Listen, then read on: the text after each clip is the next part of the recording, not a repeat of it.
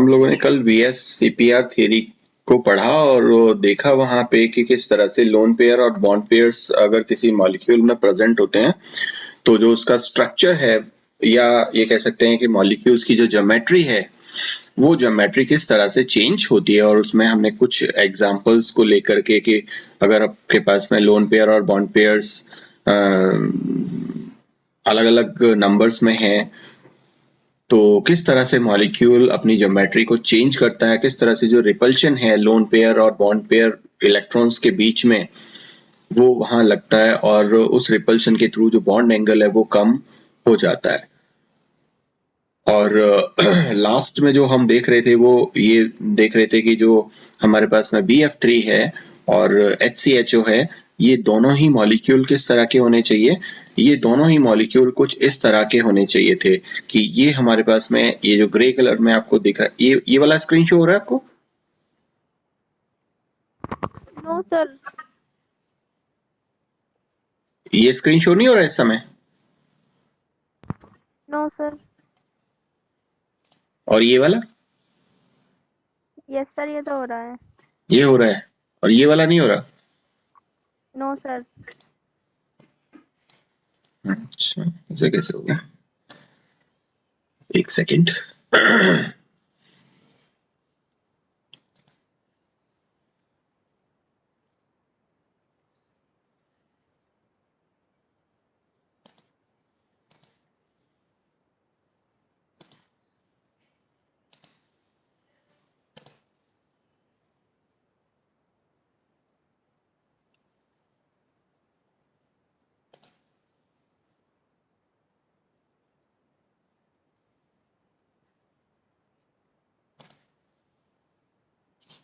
और ये वाला स्क्रीन शो हो रहा है?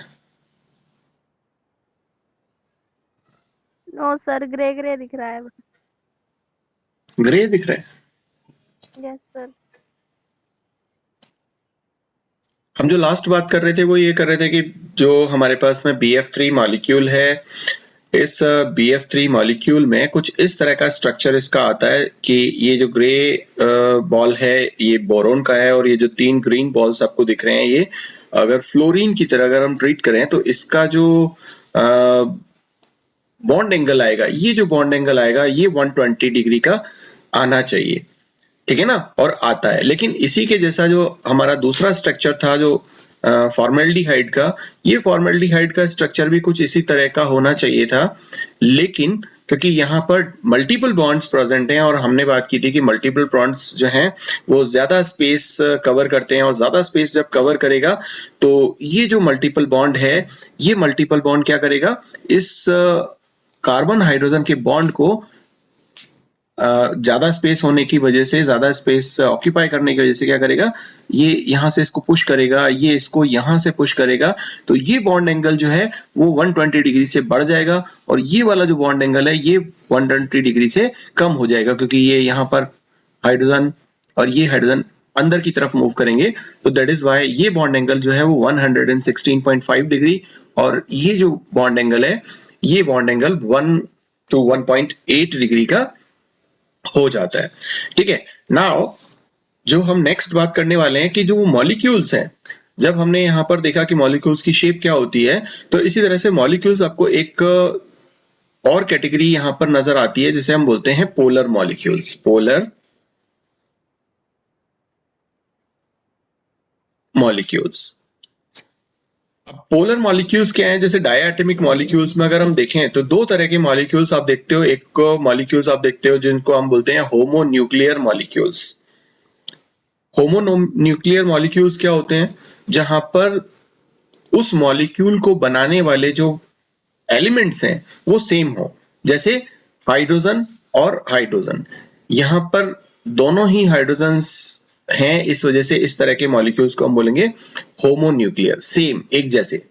और एक मॉलिक्यूल्स होते हैं जिनको हम बोलते हैं हीट्रोन्यूक्लियर। हीट्रोन्यूक्लियर में क्या होगा, एक ये हाइड्रोजन और ये जो दूसरा है ये हाइड्रोजन के अलावा कोई दूसरा एलिमेंट होगा, तो इसको हम बोलेंगे हीट्रोन्यूक्लियर मॉलिक्यूल्स। तो दोनों ही डायटोमिक मॉलिक्यूल्स हैं बट ये होमोन्यूक्लियर हैं, ये हीट्रोन्यूक्लियर हैं। और ये जब दोनों ही एक जैसे एलिमेंट्स यहाँ पर प्रेजेंट होते हैं, एलिमेंट्स के एटम्स प्रेजेंट होते हैं, तो इनकी इलेक्ट्रॉन अट्रैक्ट करने की टेंडेंसी सेम होती है, जिसकी वजह से इनमें जो पोलैरिटी है वो नहीं आ पाती, और जो ये जो बॉन्ड का जो पेयर है, इलेक्ट्रॉन पेयर, ये बराबर डिस्ट्रीब्यूटेड रहता है इन दोनों हाइड्रोजन एटम्स के बीच में। तो इस तरह के जो मॉलिक्यूल्स हैं उन्हें हम बोलते हैं नॉन पोलर मॉलिक्यूल्स। और जहां पे HCl जैसे कुछ मॉलिक्यूल्स होंगे जहां पर इलेक्ट्रोनेगेटिविटी डिफरेंस, जो बॉन्डेड यहाँ पर एलिमेंट्स हैं वो क्या है, एक तरफ क्लोरीन है एक तरफ हाइड्रोजन है, तो क्लोरीन की टेंडेंसी और हाइड्रोजन की टेंडेंसी, दोनों की टेंडेंसी क्या है, डिफरेंट डिफरेंट है इलेक्ट्रॉन को अट्रैक्ट करने की। और अगर आपने इलेक्ट्रोनेगेटिविटी पढ़ी है तो आपको पता होगा कि क्लोरीन जो है वो ज्यादा इलेक्ट्रोनेगेटिविटी रखेगा, मतलब जो इलेक्ट्रॉन का जो क्लाउड है, जो यहाँ पर ये जो बॉन्ड पेयर हमारे पास में प्रेजेंट था इलेक्ट्रॉन का, वो क्लोरीन की तरफ ज्यादा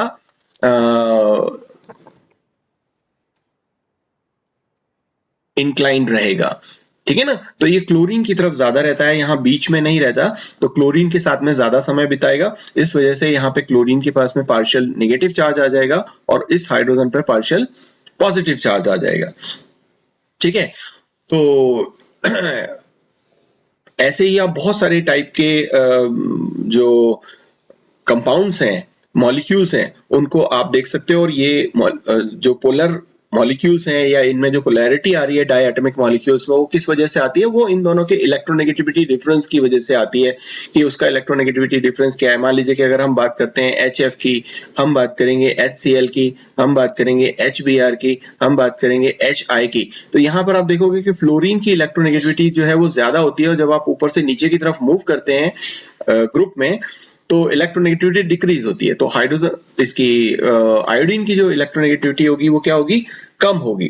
तो जो पोलर करेक्टर होगा वो सबसे ज्यादा किस में होगा, वो सबसे ज्यादा होगा HF में। तो ये सबसे ज्यादा पोलर नेचर का होगा, और HI जो है वो सबसे कम पोलर नेचर का होगा। और अगर आप इनकी इलेक्ट्रोनेगेटिविटी का जो डिफरेंस है, जैसे हाइड्रोजन फ्लोरीन की इलेक्ट्रोनेगेटिविटी, हाइड्रोजन क्लोराइड की, हाइड्रोजन ब्रोमाइड, हाइड्रोजन आयोडाइड, इनमें इलेक्ट्रोनेगेटिविटी डिफरेंस इन दोनों एलिमेंट्स का अगर आप देखते हो तो हमें एक ग्राफ एक्चुअली मिलता है, और वो ग्राफ कुछ इस तरह का आपको देखने को मिलेगा, कुछ इस तरह का। और ये जो है वो है आपका इलेक्ट्रोनेगेटिविटी का जो डिफरेंस है वो, तो डेल्टा EN। और ये ग्राफ कुछ इस तरह से आपको देखने को मिलेगा, इस तरह का एक ग्राफ देखने को मिलेगा। और यहाँ पर परसेंट आयनिक करेक्टर होंगे, जो हमने एक पहले निकाला भी था, जब हमने पेरियोडिसिटी पढ़ी थी तब हमने परसेंट आयनिक करेक्टर कितना शो करेगा कोई कंपाउंड, तो ये परसेंट आयनिक करेक्टर है। और ये मान लीजिए कि 0 है, ये 100% है, ये यहाँ पर अगर 50% है, तो ये जो 50% वैल्यू है, तो यहाँ ये जो आया है, ये आया है हमारा 1.7। तो हमने बात की थी, आपको याद होगा कि 1.7 अगर किसी का इलेक्ट्रोनेगेटिविटी डिफरेंस होता है, तो वो जो मॉलिक्यूल होगा उसमें 50% आयनिक करेक्टर होंगे, 50% आयनिक होगा वो। लेकिन अगर वो 1.7 से ज्यादा इलेक्ट्रोनेगेटिविटी डिफरेंस है, तो उसमें 50% से ज्यादा आयनिक करेक्टर होंगे, और वो आयनिक कंपाउंड होने के उसमें ज्यादा जाएगा। तो आप ये कह सकते हैं कि जो पोलैरिटी है, यहाँ ऊपर वाला ये जो ग्राफ है, इसमें पोलैरिटी क्या होगी, इंक्रीज होती जाएगी जैसे जैसे इलेक्ट्रोनेगेटिविटी डिफरेंस बढ़ता जाएगा। और अगर हम इस 1.7 से नीचे की तरफ जब मूव करते हैं, तो वहां पर इलेक्ट्रोनेगेटिविटी डिफरेंस क्या होता जाएगा, कम होता जाएगा, और उसमें जो आयनिक करेक्टर है वो 50% से कम हो जाएगा, मींस जो कोवेलेंट करेक्टर है वो इंक्रीज हो जाएगा। और जब हम यहाँ 0 पर आ जाते हैं, तो आप यहाँ देखोगे कि यहाँ पर आयनिक करेक्टर 0 होगा, और वो जो कंपाउंड है या वो जो मॉलिक्यूल है वो पूरी तरह से कैसा होगा, कोवेलेंट नेचर का होगा, या उसमें 0% आयनिक करेक्टर प्रेजेंट होंगे। तो ये इसको हम पोलैरिटी को यहाँ पर इजीली एक्सप्लेन कर सकते हैं, समझा सकते हैं। तो हमने अब तक जो बात की वो बात की कि जो हमारे पास में अलग अलग मॉडल्स थे, अलग अलग थेरीज थी केमिकल बॉन्डिंग को समझाने के लिए, उनको हमने 2 कैटेगरीज में डिवाइड किया था, अगर आप लोगों को याद है तो। एक कैटेगरी थी हमारी क्लासिकल थ्योरी, जिसमें हमने कॉसेल और लुइस की थ्योरी पढ़ी, और फिर बाद में मॉलिक्यूल्स का शेप बताने के लिए VSEPR थ्योरी पढ़ी है। नाउ अब हम आगे हम बात करेंगे मॉडर्न थ्योरीज की, जो केमिकल बॉन्डिंग के लिए जो मॉडर्न थ्योरीज दी गई, वो मॉडर्न थ्योरीज क्या हैं। और ये जो मॉडर्न थ्योरीज हैं ये बेस्ड हैं क्वांटम बिहेवियर पर।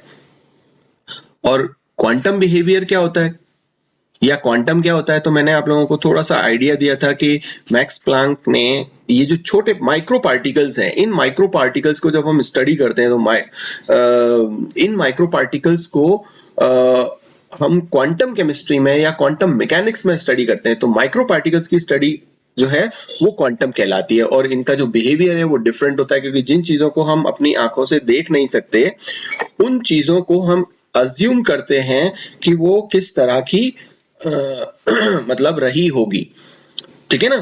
तो ये जो मॉडर्न थ्योरीज हैं, जिसमें दो थ्योरीज बेसिकली आती हैं, एक थ्योरी आती है वैलेंस बॉन्ड थ्योरी, और एक थ्योरी आती है जिसको हम बोलते हैं मॉलिक्यूलर ऑर्बिटल थ्योरी। ये दो थ्योरी हैं जो दोनों की दोनों थ्योरीज क्वांटम बिहेवियर पर बेस्ड है।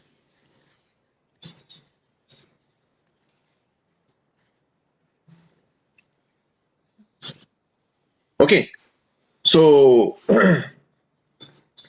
अगर हम एक एक करके इन थ्योरीज पर बात करें, तो सबसे पहले हम बात करते हैं कि वैलेंस। अब देखो यहाँ पे मैं क्वांटम को ज्यादा उस तरह से एक्सप्लेन नहीं करूंगा, क्योंकि वो हमारा टॉपिक नहीं है। जब हम क्वांटम केमिस्ट्री पढ़ेंगे या क्वांटम पढ़ेंगे तब वहां पर हम डिटेल में बात करेंगे क्वांटम क्या है। फिलहाल आप ये समझो कि क्वांटम जो है वो माइक्रो पार्टिकल्स, जिनको आप आंखों से देख नहीं सकते, जो नैनोमीटर्स पिकोमीटर्स वाले साइज के जो पार्टिकल्स होते हैं, या जितने भी आपकी चीजें होती हैं, उनको जब हम स्टडी करते हैं तो उसे हम क्वांटम मैकेनिक्स के थ्रू कर सकते हैं। So valence bond theory, valence bond theory. तो ये जो वैलेंस बॉन्ड थ्योरी है, ये 1930 में जो पाउलिंग थे, लाइनस पाउलिंग, इन्होंने इस थ्योरी को दिया, और एक बॉन्ड फॉर्मेशन का एक इन्होंने क्या कह सकते हैं, क्वालिटेटिव एक डिस्क्रिप्शन दिया। और वहां पर इन्होंने कहा कि जो बॉन्डिंग एटम्स होते हैं, वो बॉन्डिंग एटम्स पास आते हैं, और पास आकर के और बॉन्ड बनाते हैं और अपनी एनर्जी को लूज करते हैं। तो जैसे इन्होंने यहाँ पर बताया कि साहब एक पार्टिकल यहाँ पर है, या एक पार्टिकल मतलब एटम, आप एटम ले सकते हैं, जैसे कि मान लीजिए कि ये हाइड्रोजन एटम और ये दूसरा भी हाइड्रोजन एटम, और फिर ये पास आते हैं, ये थोड़ा और पास आएगा, फिर ये थोड़ा सा और पास आएंगे, और फिर कुछ इस तरह से ओवरलैपिंग हो जाएगी, ये एक हाइड्रोजन और ये दूसरा हाइड्रोजन। तो इनके ये जो वैलेंस ऑर्बिटल्स हैं, ये जो वैलेंस ऑर्बिटल्स हैं, जैसे कि अगर हम हाइड्रोजन में बात करें तो ये हाइड्रोजन क्या है, ये हाइड्रोजन है 1s1। ये हाइड्रोजन क्या है, ये हाइड्रोजन का इलेक्ट्रॉन कॉन्फ़िगरेशन भी है 1s1। तो इस हाइड्रोजन का s ऑर्बिटल और इस दूसरे हाइड्रोजन का s ऑर्बिटल, जो आउटर मोस्ट ऑर्बिटल है, वो ऑर्बिटल्स पास आते जाते हैं, आते जाते हैं, आते जाते हैं, और यहां पर आप देखोगे कि ये दोनों ऑर्बिटल्स जो s ऑर्बिटल्स हैं वो ओवरलैप कर जाते हैं। और यही जो ओवरलैपिंग है, ये जो शेडेड पोर्शन में हम यहाँ बात कर रहे हैं, इसी ओवरलैपिंग को हम क्या बोलते हैं, बॉन्ड बोलते हैं, केमिकल बॉन्ड। और ये जितना ज्यादा ये ओवरलैपिंग होगी, उतना ही ज्यादा स्ट्रॉन्ग जो बॉन्ड है वो बनता है। और अगर हम इसको एक ग्राफ के थ्रू दिखाएं तो कुछ इस तरह का ग्राफ आता है कि यहां जब पार्टिकल्स हैं तो इनकी एनर्जी ज्यादा है, और धीरे धीरे धीरे धीरे ये एनर्जी क्या होती जाती है, कम होती जाती है। जब जैसे जैसे पास आते जाते हैं, इनकी एनर्जी कम होती जाती है, और जब एक पर्टिकुलर डिस्टेंस पर ये आ जाते हैं, जिसको आप बॉन्ड लेंथ बोलते हो, ये हाइड्रोजन हाइड्रोजन मिल जाएगा, और यहाँ एक बॉन्ड इंटरन्यूक्लियर डिस्टेंस होगा इन एटम्स के बीच में, मतलब इनके नाभिक के बीच का जो डिस्टेंस होगा उसको हम बॉन्ड लेंथ बोलते हैं, कि एक हाइड्रोजन एटम और ये जो दूसरा हाइड्रोजन एटम है इसका न्यूक्लियस, तो इन दोनों के केंद्रक के बीच की जो डिस्टेंस होगी उसको हम बॉन्ड लेंथ बोलेंगे। और इस पर्टिकुलर लेंथ के बाद, या इस पर्टिकुलर जब ये इतना डिस्टेंस पर आ जाएगा, इसके बाद भी अगर हम इसको पास में लाने की कोशिश करते हैं, तो ये जो एनर्जी है, पोटेंशियल एनर्जी, ये पोटेंशियल एनर्जी इनकी फिर से इंक्रीज होना शुरू हो जाती है। तो शुरू में जो एनर्जी होती है वो यहाँ पर 0, और फिर धीरे धीरे धीरे धीरे धीरे धीरे ये क्या होती है, जैसे जैसे पास आते जाते हैं ये एनर्जी कम होती जाती है। और मैंने आपको पहले आपने पढ़ा भी है, मैंने आपको बताया भी है कि जैसे जैसे मॉलिक्यूल्स बनते हैं तो हर मॉलिक्यूल बनते समय वो अपने आप को स्टेबल करने की कोशिश करते हैं। एलिमेंट्स के एटम्स फ्री स्टेट में रहते नहीं है, मॉलिक्यूल स्टेट में रहते हैं। और स्टेबल स्टेट का मतलब है कि अपनी एनर्जी को लूज करना, अपनी एनर्जी को कम करना। ठीक है, तो ये सब चीजें आपने पहले से जानते हो आप। तो यहाँ पर वैलेंस बॉन्ड थ्योरी में पाउलिंग ने यही कहा कि ऐसे पार्टिकल्स जिनके आउटर मोस्ट जो शेल्स हैं उसमें अनपेयर्ड इलेक्ट्रॉन्स अगर प्रेजेंट है तो वो अनपेयर्ड इलेक्ट्रॉन्स के ऑर्बिटल्स पास आते हैं और पास आकर के ओवरलैपिंग करते हैं, और जितना ज्यादा ओवरलैपिंग करते हैं उतना ही ज्यादा स्ट्रॉन्ग एक बॉन्ड बनाते हैं। क्योंकि जितना ज्यादा ओवरलैपिंग होगी उतना ही जो इलेक्ट्रॉन को एक्सचेंज जो ये कर सकते हैं, जैसे कि मान लीजिए कि एक स्थिति ऐसी है और एक स्थिति कुछ हमारे पास में इस तरह की है, तो आप देखोगे कि ये जो रीजन है ये ज्यादा बड़ा है और यहाँ ये जो रीजन है ये कम बड़ा है। तो इस ऊपर वाले पोर्शन में जो ओवरलैपिंग हुई है वो बहुत कम हुई है, और यहाँ जो ओवरलैपिंग हुई है वो बहुत ज्यादा हुई है। तो ज्यादा ओवरलैपिंग का मतलब है कि जो इलेक्ट्रॉन्स हैं वो ज्यादा एक दूसरे के पास में रह करके और ज्यादा स्ट्रॉन्ग बॉन्ड या ज्यादा एक एफिनिटी शो करते हैं या रखते हैं। ओके, तो इस तरह से हम दूसरे जो मॉलिक्यूल्स हैं उनको भी हम समझ सकते हैं। चाहे जैसे हमने यहाँ पर हाइड्रोजन की बात की है, हम यहाँ पर फ्लोरीन ले सकते थे।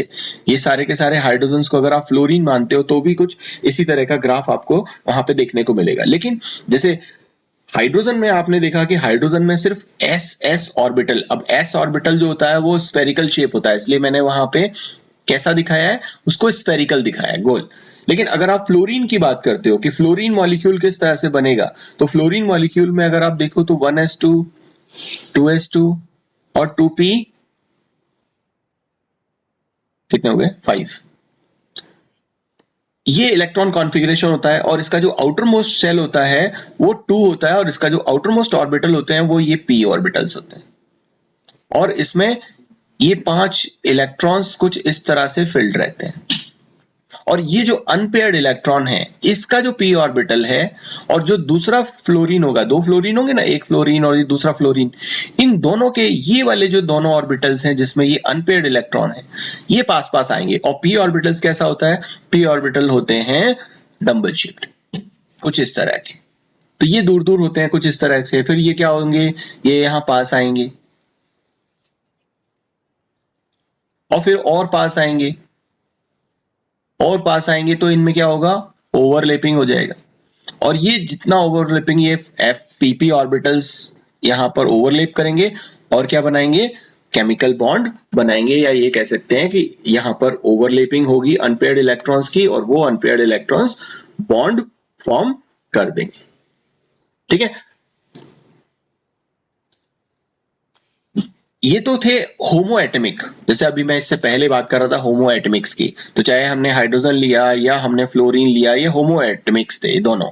लेकिन अगर हम इन दोनों को मिला दें, एक तो ले लें हम हाइड्रोजन का एटम और दूसरा ले लें हम फ्लोरीन का एटम, तो आपको पता है कि इसका 1s1 और इसका 1s2 2s2 2p5, और इस 2p5 में भी ये अनपेयर्ड, तो ये अनपेयर्ड इलेक्ट्रॉन p ऑर्बिटल का और ये अनपेयर्ड इलेक्ट्रॉन s ऑर्बिटल का, ये दोनों आपस में क्या करेंगे, ओवरलैप करेंगे। तो ये s ऑर्बिटल और इस फ्लोरीन का p ऑर्बिटल ये क्या होंगे, पास पास आएंगे। तो ये कुछ इस तरह से ये नजदीक आ रहे होते हैं और फिर बाद में क्या होगा, ये s ऑर्बिटल इस p ऑर्बिटल के साथ में ओवरलैपिंग कर लेगा इस तरह से, और यहां पर हमें क्या मिलेगा, बॉन्ड मिलेगा। तो ये 1s का और 2p का, ये तो 1s का s ऑर्बिटल है और ये 2p का ऑर्बिटल है, ये आपस में ओवरलैपिंग करके और एक बॉन्ड फॉर्म करते हैं। और अगर आप वेव मैकेनिक्स थोड़ा बहुत आपने पढ़ी है, मैंने भी आप लोगों को जब एटॉमिक स्ट्रक्चर बताया था तो वहां पे श्रोडिंगर इक्वेशन बताई थी, और श्रोडिंगर इक्वेशन से ही हम एक्चुअली सारी चीजें जो हैं वो समझ सकते हैं। हालांकि क्वांटम क्वांटम मैकेनिक्स के जो फादर हैं जिन्होंने इस क्वांटम केमिस्ट्री को शुरू में दिया, वो 1900 में मैक्स प्लांक ने दिया था, बट बाद में वो धीरे धीरे थ्योरी डेवलप होती गई और उसके बाद में श्रोडिंगर ने और हिजनबर्ग ने दो अलग अलग थ्योरी दी। एक ने मैट्रिक्स के बेस पर दी और एक ने ये क्वांटम के बेस पर हमें एक थ्योरी दी, मैथमेटिकल फॉर्मुलेशन।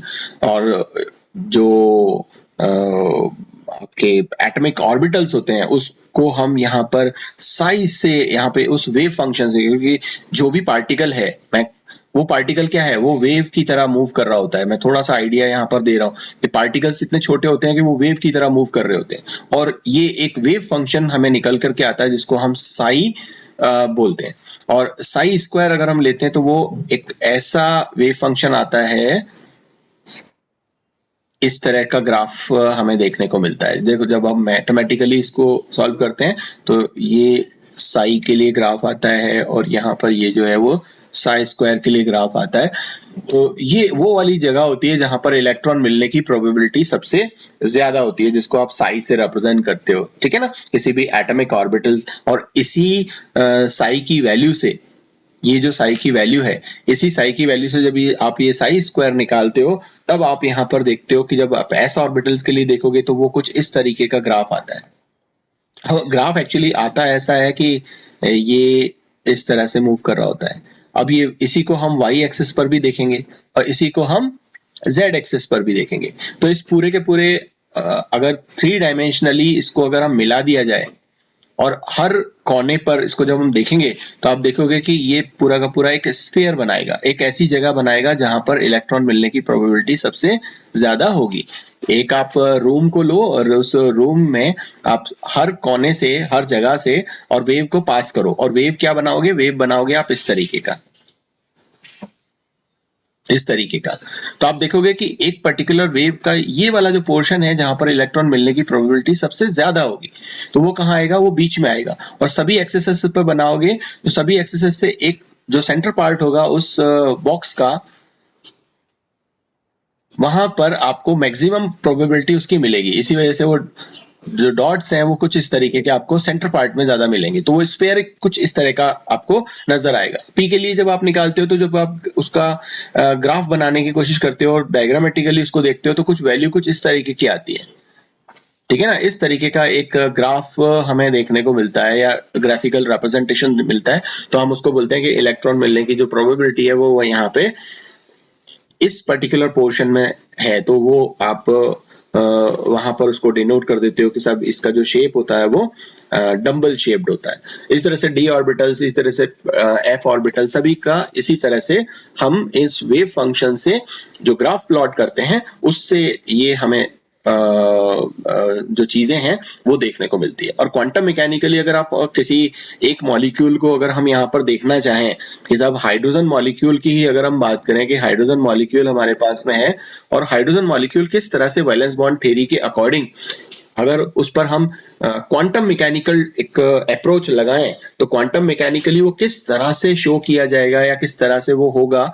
तो देखो यहाँ पे एक हाइड्रोजन एटम है और ये दूसरा हाइड्रोजन एटम है।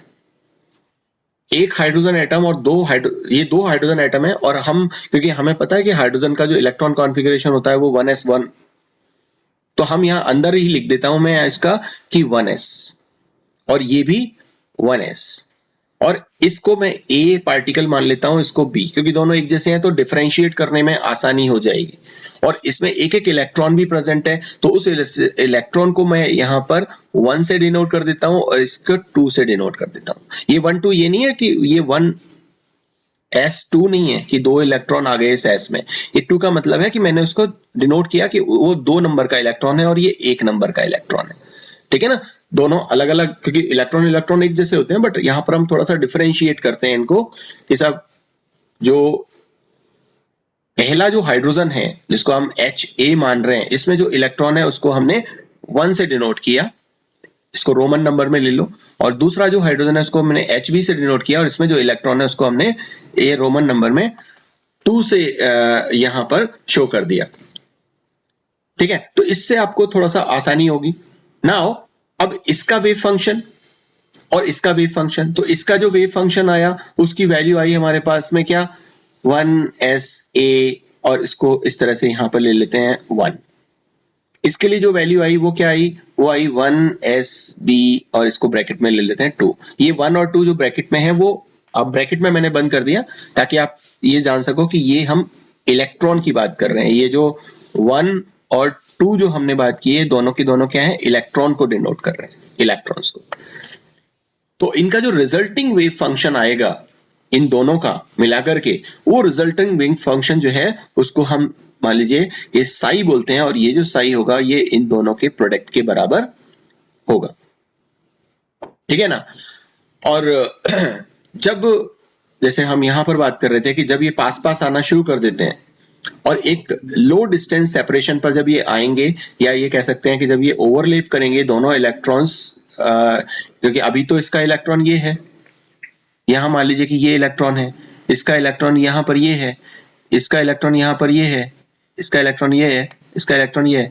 लेकिन जब ये पर्टिकुलर ओवरलैपिंग वाली स्थिति हो जाएगी तब ये दोनों इलेक्ट्रॉन क्या हो जाएंगे, मिक्स हो जाएंगे, और यहां पर आप फिर नहीं बता सकते कि कौन सा इलेक्ट्रॉन किसका है। इसीलिए हमने यहां पर क्या किया कि यहां ब्रैकेट में बंद करके बताया कि साहब ये जो 1 इलेक्ट्रॉन है जो ब्रैकेट में लिखा है, और ये 2 इलेक्ट्रॉन है जो ब्रैकेट में लिखा है, वो अलग अलग एलिमेंट को बिलोंग करते हैं या अलग अलग एलिमेंट अलग अलग एटम के हैं। तो जब ये पास पास आ जाएगा और ओवरलैपिंग कर देगा, तो वहां पर जब ये डिस्टेंस मतलब ओवरलैपिंग वाली होगी, इस तरह की जब ओवरलैपिंग वाली होगी, तो अब मैंने दो ये जो इलेक्ट्रॉन्स बनाए हैं, अब ये इलेक्ट्रॉन कौन सा वाला किस एलिमेंट का है, किस एटम का है, ये हमें पता नहीं। तो पहली सिचुएशन तो हमारे पास में ये आ गई। दूसरी सिचुएशन क्या आ सकती है कि अब जो इलेक्ट्रॉन है, जो 1sa में जो इलेक्ट्रॉन था, वो सेकंड वाले इस एटम का हो सकता है, और जो 1sb है उसमें जो इलेक्ट्रॉन है वो इस फर्स्ट वाले जो Ha में जो इलेक्ट्रॉन है उसके लिए उसका हो सकता है, ठीक है। तो ये दो सिचुएशन मेरे पास में आ जाती हैं। एक सिचुएशन जिसमें हमने psi1 ये निकाला और 1sa first electron, 1sb second electron, और दूसरी कंडीशन ये हो सकती है कि इस sa में ये वाला इलेक्ट्रॉन शिफ्ट हो जाए और इसमें ये वाला इलेक्ट्रॉन शिफ्ट हो जाए, है ना। तो ये दूसरी स्थिति हमारे पास में यहां पर आ गई, और ये दोनों इक्विवेलेंट वेव फंक्शंस हैं, ये psi1 भी और psi2 भी, ये इक्विवेलेंट वेव फंक्शंस हैं। तो अगर हमको लीनियर कॉम्बिनेशन, हमने थ्योरी पढ़ी थी, अच्छा लीनियर कॉम्बिनेशन आपने नहीं पढ़ी, बट मुझे ऐसा है कि आपने कभी ना कभी अगर वैलेंस बॉन्ड थ्योरी पढ़ी है तो वहां पे आपने LCAO मेथड के बारे में सुना होगा या पढ़ा होगा। LCAO method, linear combination of atomic orbitals, मतलब कि ये जो एटॉमिक ऑर्बिटल्स हैं, ये एटॉमिक ऑर्बिटल्स ये क्या होते हैं, पास पास आते हैं, लीनियर, है ना, एक रेखा में, है ना, पास पास आ रहे हैं, एक इधर पास आ रहा है, एक इधर पास आ रहा है, दोनों, तो इसको हम बोलते हैं लीनियर मोशन। कॉम्बिनेशन का मतलब है ये आपस में क्या करेंगे, कंबाइन करेंगे, और कौन कंबाइन करेगा, इसका जो एटॉमिक ऑर्बिटल है वो कंबाइन करेगा, जो आउटर मोस्ट शेल का जो एटॉमिक ऑर्बिटल है वो कंबाइन करेगा। तो linear combination of atomic orbitals, और ये दो तरीके से कंबाइन कर सकते हैं। अगर हम वेव को देखें तो वेव कुछ इस तरह का होता है, दूसरा जो एटम होगा उसका वेव कुछ इस तरह का होगा। अब ये वेव दूसरे का इस तरह से भी हो सकता है और इस तरह से भी हो सकता है। जब ये आपस में कंबाइन होंगे तो आप देखोगे कि इनके दोनों के जो ये जो उभरे हुए क्रेस्ट हैं, इनको हम क्रेस्ट बोलते हैं, ठीक है ना, ये दोनों पहाड़ी जैसे हैं, ये कंबाइन होंगे तो जो रिजल्टिंग जो वेव फंक्शन होगा वो क्या होगा, कुछ इस तरीके का होगा, क्योंकि ये दोनों वेव्स मिल जाएंगे। और अगर आप इसको और इसको देखो तो आप यहां पे देखोगे एक तो पॉजिटिव में आ रही है वैल्यू, और इस वाली वेव की जो वैल्यू आ रही है वो नेगेटिव में आ रही है। तो इन दोनों के कॉम्बिनेशन से जो वेव बनेगा वो क्या वेव बनेगा, वो ऐसा सिंगल बनेगा, उसके अंदर ये कर्व ही नहीं होगा, क्योंकि ये और ये दोनों एक दूसरे को क्या कर देंगे, कैंसल आउट कर देंगे, ठीक है ना। तो एक में तो क्या होता है पॉजिटिव, एक तो कंस्ट्रक्टिव कॉम्बिनेशन होता है, दो तरह के कॉम्बिनेशन यहां पर होते हैं, कंस्ट्रक्टिव और एक डिस्ट्रक्टिव। तो ये वाला जो कॉम्बिनेशन है ये डिस्ट्रक्टिव कॉम्बिनेशन है और ये वाला जो कॉम्बिनेशन है ये कंस्ट्रक्टिव कॉम्बिनेशन है। चलो मैं बहुत ज्यादा गहराई में नहीं जाऊंगा क्वांटम की, क्योंकि वो आप को हम बाद में कभी देखेंगे, या फिजिक्स में आप जब क्वांटम पढ़ोगे तो वहां पर आप जरूर इसके बारे में पढ़ोगे। मैं वापस अपने वैलेंस बॉन्ड थ्योरी के उस हाइड्रोजन मॉलिक्यूल का जो हम फॉर्मेशन कर रहे हैं उस पर आ जाते हैं। तो कुल मिलाकर क्या है कि जो इन दोनों के कॉम्बिनेशन से जो वैलेंस बॉन्ड बनेगा, जिसको हम साई बी से रिप्रेजेंट करेंगे, वो क्या होगा, वो हमारे पास में होगा ये साई 1 और ये जो साई 2 है, इन दोनों का कॉम्बिनेशन। ये इन दोनों का कॉम्बिनेशन क्यों? क्योंकि हमें उस समय पता नहीं है कि वो जो एटम है उसके पास में फर्स्ट ये वाला इलेक्ट्रॉन है, या वो जो एटम है उसमें ये सेकंड वाला इलेक्ट्रॉन है। ऐसे ही यहां पर ये कोई भी इलेक्ट्रॉन किसी भी एटम के पास में हो सकता है। इसको इस तरह से भी आप मान सकते हैं, जैसे कि एक मैं हूं और एक आप हो, ठीक है, मेरे पास में ब्लैक पेन है और आपके पास में रेड पेन है, और जब हम पास में आते हैं तो मैं अपना ब्लैक पेन आपको दूंगा, आप अपना रेड पेन मुझे दोगे, ठीक है। लेकिन ये हमें पता है कि वो ब्लैक है, या वो अंदर से जब आप उसको चलाओगे तब आपको पता चलेगा कि वो ब्लैक है या रेड है। ऊपर से दोनों का बिल्कुल सेम है, तो वो चेंज हो सकता है, कभी भी कोई भी ले सकता है। तो यहाँ पर भी वो इलेक्ट्रॉन कभी भी चेंज हो सकता है। तो जब वो यहाँ ये जो वेव फंक्शन आएगा, वो दोनों क्या होंगे, वो वेव फंक्शन इन दोनों के कॉम्बिनेशन के होंगे। और जब इस कॉम्बिनेशन को आप लिखोगे तो ये कॉम्बिनेशन कैसे लिखोगे, यहाँ पर आप साई 1 की वैल्यू पुट कर दो, यहाँ पे आप साई 2 की वैल्यू पुट कर दो, ये जो साई 1 है और ये जो साई 2 है इसकी वैल्यू पुट कर दो। तो ये मैं पुट करके नहीं दिखा रहा, बट आप ये यहाँ पे पुट कर सकते हो। तो this value plus this value, ये वेव फंक्शन आ जाएगा, जिसको आप बोलोगे साई वीबी। वीबी का मतलब वैलेंस बॉन्ड, ओके। और ये जो हाइड्रोजन एटम होगा, ये सॉरी हाइड्रोजन मॉलिक्यूल होगा, वो कुछ इस तरह से शो होगा। अब यहाँ पर ये पता नहीं है कि ये जो दो डॉट में आपको दो इलेक्ट्रॉन्स शो कर रहे हैं, अब ये वाला जो इलेक्ट्रॉन है ऊपर वाला और ये वाला जो दूसरे वाला इलेक्ट्रॉन है, ये जब इनिशियली जब ये हाइड्रोजन दूर दूर थे, जब ये दूर दूर थे, एक हाइड्रोजन एटम यहाँ था और एक हाइड्रोजन एटम यहाँ था, तो ये वाला इलेक्ट्रॉन किसका है, ये वाला इलेक्ट्रॉन किसका है, हमें नहीं पता। तो हम इसको क्या लिखेंगे, हम इसको इस तरह से लिखेंगे, और हमें नहीं पता कि ये किसका है। Simple, okay. तो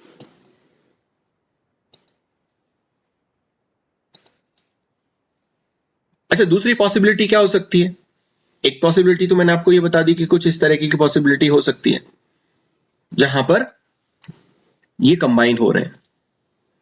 दूसरी पॉसिबिलिटी क्या हो सकती है?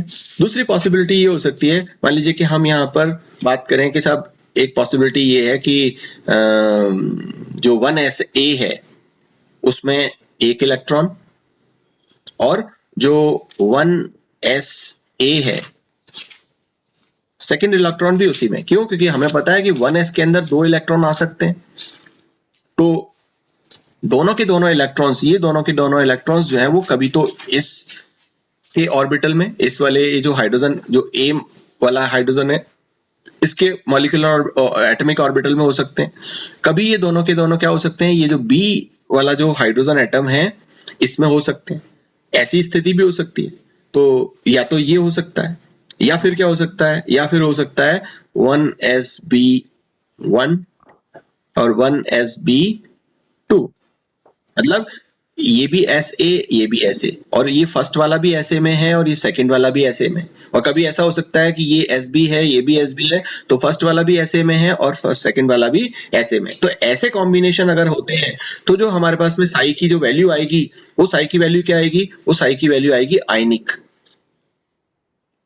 ठीक है। और ऐसे कंडीशन में हम इस वाली ये वाला जो हमारा है इसको हम कैसे डिनोट करेंगे, इसको हम डिनोट करेंगे, ये हमारे पास में Ha और ये हमारे पास में दूसरा हाइड्रोजन है Hb, और इलेक्ट्रॉन दोनों कहां पर हैं, Ha में हैं। तो ये दोनों इलेक्ट्रॉन हम इसके पास में दिखाएंगे और इस पर नेगेटिव चार्ज दिखाएंगे और इस पर पॉजिटिव चार्ज, क्योंकि इस पर के पास है ही नहीं, दोनों इलेक्ट्रॉन किसके पास आ गए, Ha के पास। और अगर हम इसको शो करते हैं तो यहाँ पर ये जो Ha है और ये Hb है, और यहाँ पर देखो कि Hb के पास में S, ये दोनों जो है B के पास में, तो इन इलेक्ट्रॉन्स को आप यहाँ पे B के पास में दिखा दो, और यहाँ क्या होगा, इस Hb के पास में नेगेटिव साइन होगा और इस Ha के पास में पॉजिटिव साइन होगा। तो आप हाइड्रोजन एटम को इस तरह से शो कर सकते हो, आप हाइड्रोजन मॉलिक्यूल को इस तरह से शो कर सकते हो जहां पर एक तरफ इसके पास में पॉजिटिव हो और एक तरफ नेगेटिव हो। आप इसको इस तरह से शो कर सकते हो जहां पर इसके पास में पॉजिटिव हो और इसके दूसरे के पास नेगेटिव। तो ये 3 सिचुएशंस हैं। ये सिचुएशन जो है वो हमारे पास में कोवेलेंट की है। ये जो सिचुएशंस हैं ये दोनों, ये किसकी हैं? आयनिक की हैं। और जब इन दोनों कॉम्बिनेशंस को हम मिला देते हैं तो हमें जो वेव फंक्शन मिलता है वो कौन सा वेव फंक्शन मिलता है? वो फिर हमें मिलता है ये साई बी वेव फंक्शन मिलता है। ठीक है, तो आई होप आप लोगों को ये चीज समझ में आई होगी कि जब हम वेव फंक्शन के या क्वांटम मैकेनिकल का अप्रोच लगाते हैं और किसी एक छोटे से मॉलिक्यूल, जो हाइड्रोजन मॉलिक्यूल है, सबसे सिंपलेस्ट मॉलिक्यूल है जहां पे 2 हाइड्रोजन एटम्स पास पास आकर के हाइड्रोजन मॉलिक्यूल फॉर्म करेंगे, H2 मॉलिक्यूल, तो वहां पर किस तरह की स्थिति होती है। ठीक है ना। और वेव फंक्शन ये क्योंकि ये दिखाई नहीं देता, ये सब हम क्या करते हैं, सिर्फ श्रोडिंगर वेव इक्वेशन जो हमारे पास में है उस श्रोडिंगर वेव इक्वेशन से क्या करते हैं, हम इसको ड्राइव करते हैं, सॉल्व करने की कोशिश करते हैं और फिर ग्राफ लेते हैं और उस ग्राफ से जो ग्राफिकल रिप्रेजेंटेशन आता है उसके बेस पर हमको ये चीजें देखने को मिलती हैं या हमें ये समझ में आता है। ओके, सो अब कुछ मॉलिक्यूल्स यहाँ पर, जैसे मैंने अभी आपको बताया कि साई वैलेंस बॉन्ड मिलता है जो साई 1 और साई 2 के इसमें है। फिर हमने यहाँ पर अलग अलग 2 तरीके की सिचुएशंस देखी जहाँ पे वो कोवेलेंट बना रहा है, कुछ ऐसी सिचुएशंस देखी जहाँ पर वो आयनिक बना रहा है। और ये जो साई वीबी है ये किसके बराबर हो जाएगा? ये हो जाएगा हमारे पास में साई कोवेलेंट प्लस साई आयनिक की। लेकिन हमें पता है कि यहां अगर हम HF की बात करें और HI की बात करें, इन 2 की बात कर लेते हैं, तो देखो HF और HI दोनों के जो साई बी होगा, साई वीबी होगा, वो सेम नहीं आएगी वैल्यू, है ना। दोनों का जो कोवेलेंट कैरेक्टर और आयनिक कैरेक्टर दोनों में सेम नहीं है।